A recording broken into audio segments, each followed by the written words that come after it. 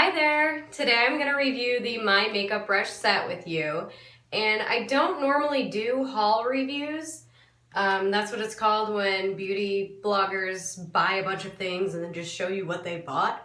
But this one I feel like was a really good buy. And I will show you why.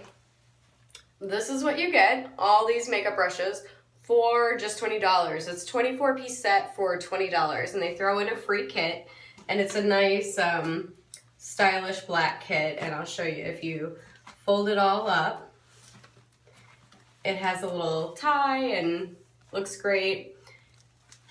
I already ditched it, but it did come with a cover for this one, so you can protect your brushes. I believe it also came with another one that had a cover. But we'll just dig right in. First of all, I really like this brush set because the brushes are very soft. I was really surprised my last ones. I knew it had been a long time since I bought new brushes and that it was time. My brushes look pretty worn. But I was really surprised at how rough my brushes had become because I'd used them for so long. So that was one of the biggest things that I was really surprised about when I first started using them, was just how soft they are. And I know that that may be a concern to some women who are used to a more densely packed brush. So we'll go through what you've got in here and why I think that's going to be just fine for you. So first, the brushes are all labeled. So that'll be really helpful for you if you're not well versed in makeup brushes. And I know when I first started using them, I had no idea what brushes like this were used for. This is a fan brush, and you use it to get off excess powder. You can use it to set. It's really fluffy, it's nice, it's soft. You also can use it to get off any excess powder around the chest area, décolleté, to get any excess eyeshadow that's fallen on the face off. So there's that one. This is your powder brush. Like I said, they're all labeled for you. And this is the one that I think most women worry about, whether or not they're gonna get enough coverage with it if it's too soft.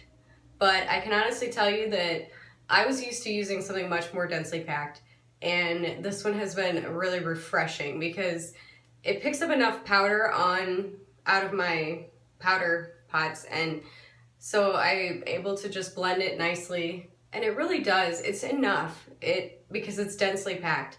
And it's pinched in right here, so I haven't really been losing any bristles. I've been using these for about 3 weeks so that I could honestly give you my opinion on whether you should spend more money, because I was looking at, do I go with a more professional set now that I'm doing a lot more makeup, now that I know what I'm doing more, now that I know what I need out of a brush set? Should I spend the money, and should I go with one with a set that's more expensive? Or they have this set, which I was thinking, worst case, I can give it to one of my friends or something like that.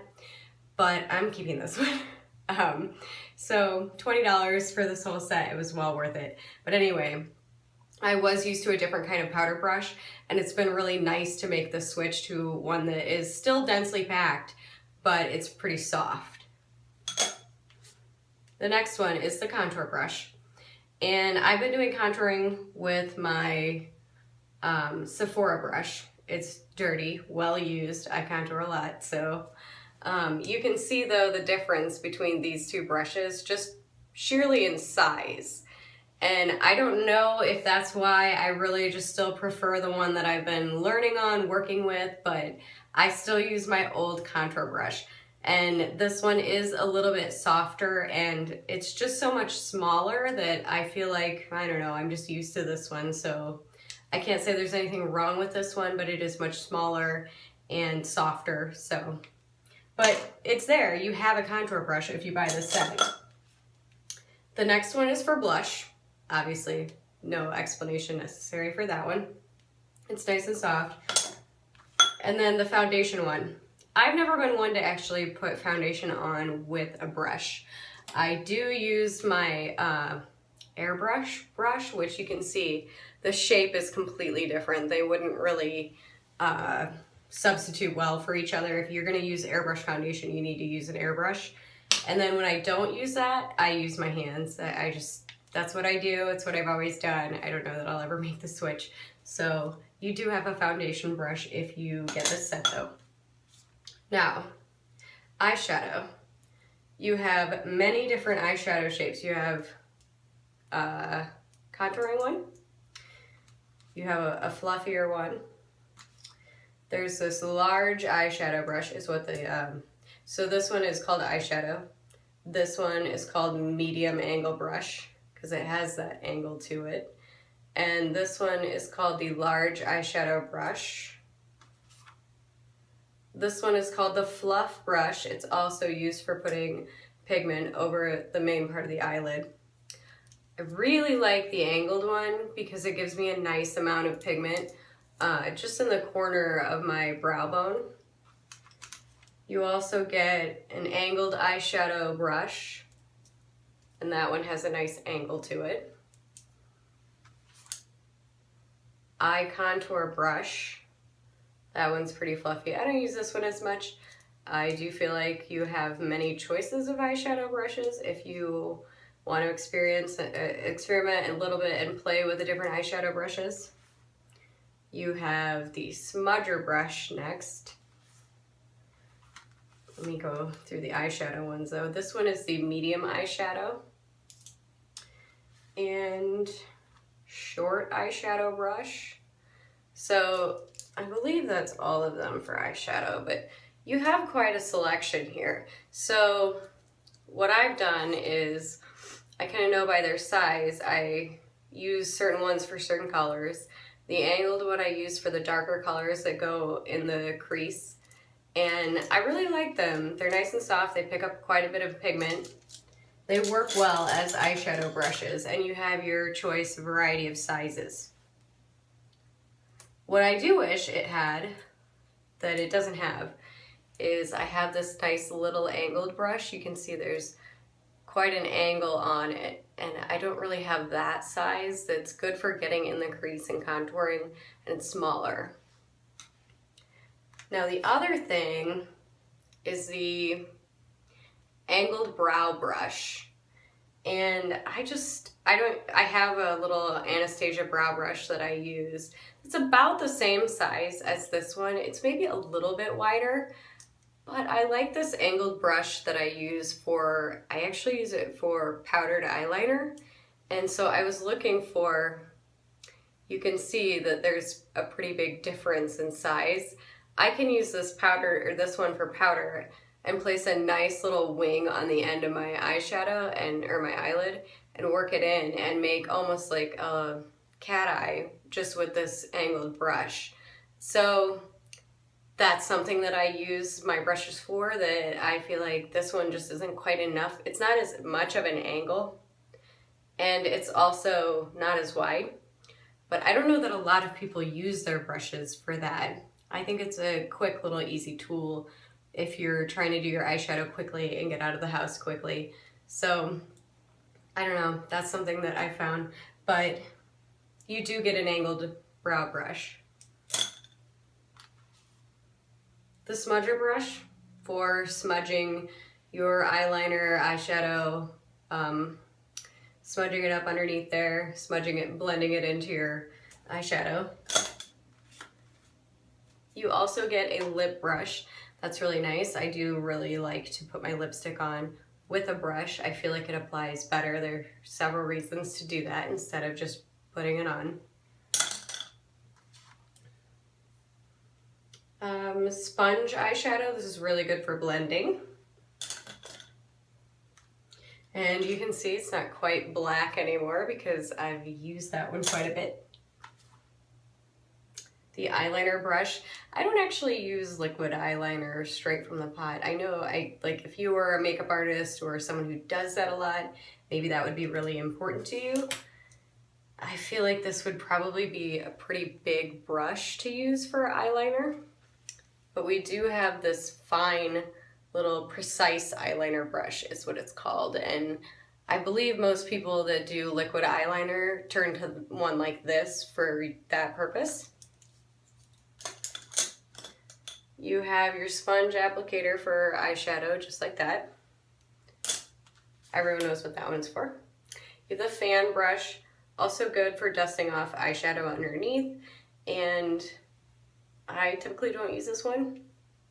I got my makeup professionally done for my wedding, and I felt like I had always struggled with the eyeshadow underneath my eyes, that it won't wipe away.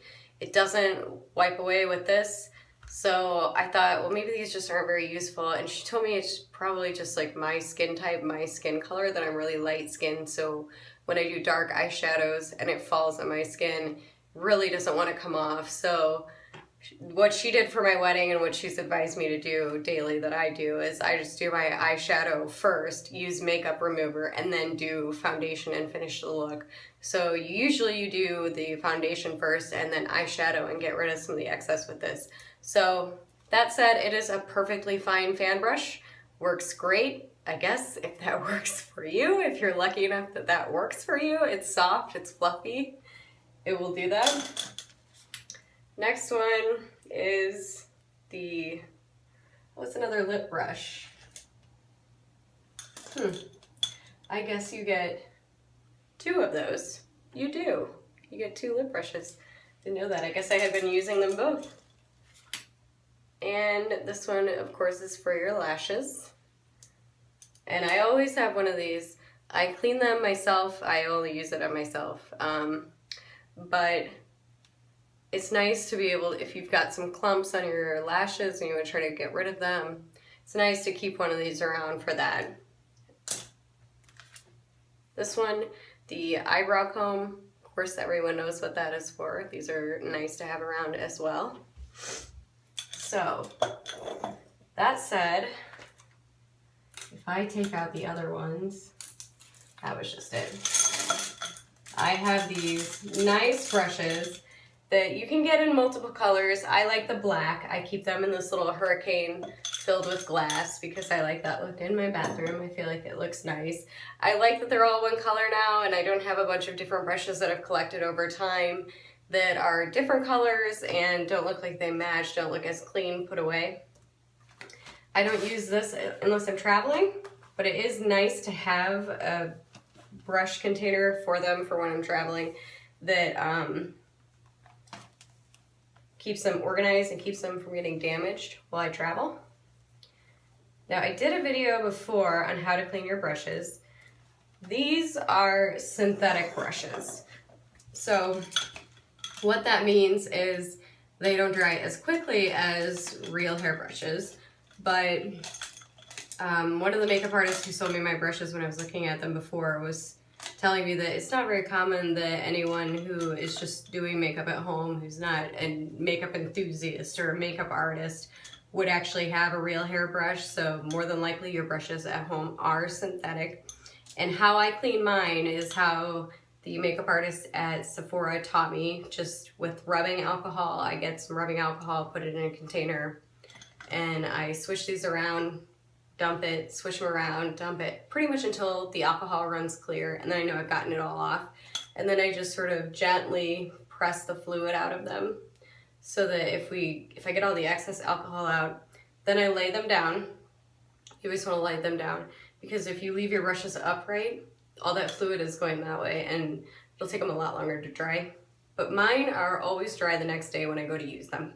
So if you wash your brushes with alcohol, which is what the makeup artist told me, which will fully disinfect them. There won't be anything in there that is going to contribute to acne, things like that.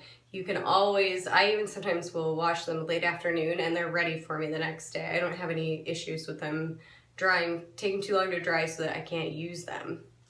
But there you have it. That's my little brush set.